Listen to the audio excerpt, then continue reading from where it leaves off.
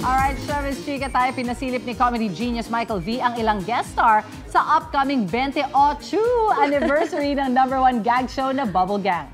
Shinare ni Bitoy ang ilang photo kasama sina food content creator Ninong Rai, OPM band Lola Amor, at Kapuso news personality Kuya Kim Atienza. Ilan sa kanila dati na niyang ginawa ng spoof. Sa caption ni Bitoy, proud daw siya na hindi Photoshop ang mga yan, no?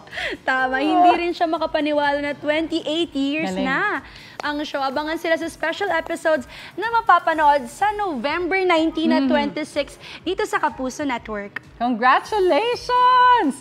Bihira lang yung mas mahaba ang ang taon kaysa sa unang hirit at Bubble Gang ang isa sa mga yan. Congratulations! Mga Kapuso, para una ka sa mga balita, mag-subscribe sa GMA Integrated News sa YouTube. Sa mga Kapuso abroad, subaybayan niyo po kami sa GMA Pinoy TV at sa www.gmanews.tv.